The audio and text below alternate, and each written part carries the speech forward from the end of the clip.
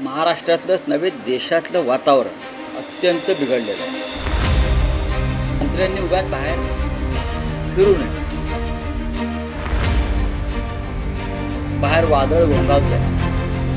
फार गंभीर परिस्थिती आहे, वातावरण बिघडलं. देशभरात विशेषतः दिल्ली ते मुंबई आणि महाराष्ट्राच्या विविध भागांमध्ये नीट परीक्षा घोटाळा आणि पेपरफुटी प्रकरणावरून विद्यार्थ्यांच्या आंदोलनाचा प्रचंड मोठा भडका उडाला. दिल्लीतील जंतर मंतरवरील या ऐतिहासिक विद्यार्थी आंदोलनाची धग आता थेट महाराष्ट्रात आणि मुंबईतील शिवाजी पार्कपर्यंत पोहोचली होती. या वाढत्या तरुणांच्या संतापाचा मोठा धसका राज्य सरकारनं घेतला आणि गृहमंत्री देवेंद्र फडणवीस यांनी राज्यातील सर्व मंत्री, आमदार आणि खासदारांच्या सुरक्षेत अचानक मोठी वाढ करण्याचा निर्णय घेतला. या सुरक्षा वाढीवरून शिवसेना खासदार संजय राऊत यांनी फडणवीसांना खोचक टोला लगावला. टोमण्यांवर टोमणे मारत राऊतांनी पार आबरूच काढली. राऊतांनी सरकारवर कसा निशाणा साधला पाहूयात या व्हिडिओतून. नमस्कार, मी संदीप आणि तुम्ही पाहता LS मराठी. संजय राऊतांनी आपल्या नेहमीच्या शैलीत फडणवीसांच्या सुरक्षा वाढवण्याच्या निर्णयाचा खरपूस समाचार घेतला. गृहमंत्र्यांनी पहिल्यांदाच आपल्या कार्यकाळात असा दूरदृष्टीचा आणि विलक्षण निर्णय घेतलाय असा खोचक टोला त्यांनी लगावला. बाहेर सध्या तरुण पिढीचं म्हणजेच जेन झीचं भयंकर वादळ घोंगावत आहे. या आंदोलकांच्या वादळाची सत्ताधाऱ्यांना इतकी प्रचंड भीती वाटते की त्यांना स्वतःचा जीव वाचवण्यासाठी पोलिसांच्या सुरक्षिततेचा वेढा वाढवावा लागतोय असं राऊत मिश्किलपणे म्हणाले. महाराष्ट्राचेच नव्हे तर संपूर्ण देशाचे राजकीय वातावरण बिघडलंय, पूर्णपणे सरकारविरोधी झालंय. जनतेशी गद्दारी करणाऱ्या या मंत्र्यांना आता पदोपदी स्वतःचा जीव जाण्याचा धोका वाटतोय अशी बोचरी टीका देखील त्यांनी केली. एक बातमी वृत्तपत्रामध्ये काल प्रसिद्ध झाली की देवेंद्र फडणवीस यांनी सर्व मंत्र्यांची सुरक्षा वाढवली. का बरं त्यांना अशी अचानक सुरक्षा वाढवावी लागली? सर्वच मंत्र्यांना Y+Z अशा प्रकारची सुरक्षा आहे. काही लोकांनी स्वतःचे स्वतंत्र बॉडीगार्ड्स ठेवलेले आहेत. जर तुम्ही डेप्युटी CMचा ताफा बघाल ठाण्याकडे जाताना किंवा ठाण्यातून निघताना, तर एवढा ताफा प्रधानमंत्र्यांचा किंवा अमित शहांचा नाही आहे. तरीही जर देवेंद्र फडणवीस यांनी या सगळ्यांची सुरक्षा वाढवण्याचा निर्णय घेतला असेल तर तो फडणवीस यांच्या कारकिर्दीतला गृहमंत्री म्हणून आतापर्यंतचा अत्यंत दूरदृष्टीचा निर्णय आहे. विजनरी निर्णय म्हणतो मी त्याला. फडणवीसांचा विजनरी निर्णय मंत्र्यांच्या सुरक्षिततेचा वेढा वाढवण्याच्या या निर्णयाची थट्टा उडवताना राऊत यांनी सत्ताधारी नेत्यांना थेट चक्क घरातच बसण्याचा सल्ला दिला. ज्या लोकप्रतिनिधींना आपल्याच राज्यातील तरुण मुलामुलींची आणि सामान्य जनतेची एवढी दहशत वाटते त्यांनी विनाकारण बाहेर फिरूच नये आणि सरळ घरात लपून बसावं असं सांगत त्यांनी सरकारची नाचक्की केली. ठाण्यातील उपमुख्यमंत्र्यांच्या ताफ्याचा उल्लेख करत राऊत म्हणाले की आज देशाच्या पंतप्रधानांना किंवा केंद्रीय गृहमंत्र्यांना नसतो त्यापेक्षा मोठा पोलिसांचा ताफा इथल्या मंत्र्यांच्या दिमतीला तैनात आहे. ही कसली लोकशाही आणि कसले हे लोकनेते असा संतप्त सवाल त्यांनी उपस्थित केला. या चिघळलेल्या वातावरणात स्वतःचा जीव वाचवण्यासाठी फडणवीसांनी थेट केंद्र सरकारकडे लष्कर पाचारण करण्याचीच मागणी करावी असा अत्यंत जहाल टोमणाही त्यांनी लगावला. महाराष्ट्रातलंच नव्हे देशातलं वातावरण अत्यंत बिघडलेलं आहे. सरकार विरोधी आहे.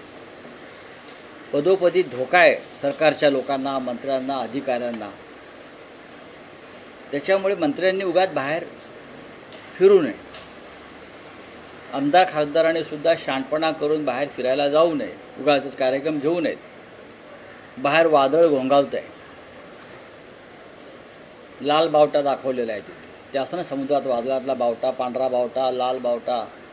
तर बाहेर वादळ घोंगावत आहे. वादळाशी खेळू नका. आणि विशेषतः जे गद्दार आहेत, मग मंत्री असतील, आमदार असतील, खासदार असतील, त्यांनी तर कोणताच धोका पत्करू नये, कोणत्याही प्रकारचा. लोकांच्या नजरेतसुद्धा पडू नये. त्यांनी फार गंभीर परिस्थिती आहे, वातावरण बिघडलेलं आहे. तर मी एका मानवतेच्या भावनेने सांगतो की काही अघटित घडू नये म्हणून देवेंद्रजींनी जो निर्णय घेतलेला आहे सिक्युरिटी वाढवण्याची, तो चांगला आहे. अजून जर काय आर्मी वगैरे आणता आली त्यांच्या सिक्युरिटीसाठी तर केंद्र सरकारकडे लष्कराची पण मागणी केली पाहिजे. आपण काल शिवाजी पार्कला पाहिलं असेल कसं वादळ घोंगावत होतं. आपण काल पुण्यात पाहिलं असेल कसं वादळ घोंगावत होतं. नाशिकला पाहिलं असेल कसं वादळ घोंगावत होतं. आणि परत मी हे पण सांगेन की उठसूट दिल्लीत फेऱ्या मारू नका अमित शहांना भेटण्यासाठी. दिल्लीत सगळ्यात जास्त चक्रीवादळ आहे. नजरेच कोणाच्या पडू नका. या लोकांनी भूमिगत व्हायला पाहिजे. दिल्लीत जाल तर काहीतरी गडबड होईल. तुमच्यावर लक्ष आहे सगळ्यांवर. ज्यांनी ज्यांनी या देशाशी बेईमानी केलेली आहे, जनतेशी बेईमानी केलेली आहे, त्यांच्या जीवाला आणि त्यांच्या मालमत्तेला धोका आहे.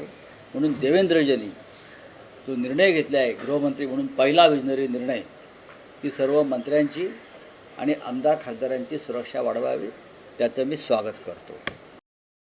दुसरीकडे दिल्ली ते मुंबई पसरलेल्या आंदोलनात निष्पाप विद्यार्थ्यांवर पोलिसांकडून होणाऱ्या दडपशाहीवरही त्यांनी तीव्र संताप व्यक्त केला. दिल्लीत राहुल गांधी, आदित्य ठाकरे आणि विरोधकांनी विद्यार्थ्यांच्या आंदोलनाला जाहीर पाठिंबा दिला. दिल्लीत आंदोलक विद्यार्थ्यांवर झालेला लाठीमार आणि मुंबईत हक्क मागणाऱ्या तरुणांना पोलिसांकडून मिळालेल्या धमक्या यावरून राऊतांनी सरकारला धारेवर धरलं. परीक्षा घोटाळे करणाऱ्यांना पाठीशी घालून सरकार हक्कासाठी लढणाऱ्या देशाच्या भविष्याला गुन्हेगार ठरवतंय, असा थेट आरोप त्यांनी केला. मंत्र्यांची सुरक्षा वाढवून जनतेचा आवाज दाबता येणार नाही, उलट त्यामुळे सरकारची नाचक्की आणि भ्याडपणा संपूर्ण देशासमोर उघडा पडला आहे, अशा शब्दात संजय राऊतांनी फडणवीस सरकारची संपूर्ण आबरू काढली.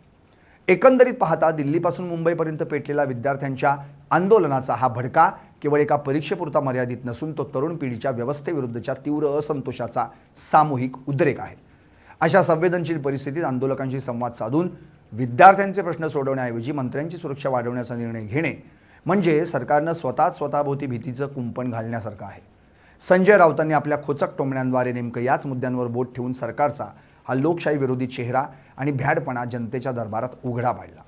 लोकशाहीत जनतेचा आणि विद्यार्थ्यांचा विश्वास गमावलेलं सरकार केवळ पोलिसांच्या बंदुका आणि सुरक्षिततेच्या वेढ्यात स्वतःला कधीच सुरक्षित ठेवू शकत नाही, हाच या संपूर्ण वादाचा मुख्य निष्कर्ष आहे. Bureau report, LS Marathi.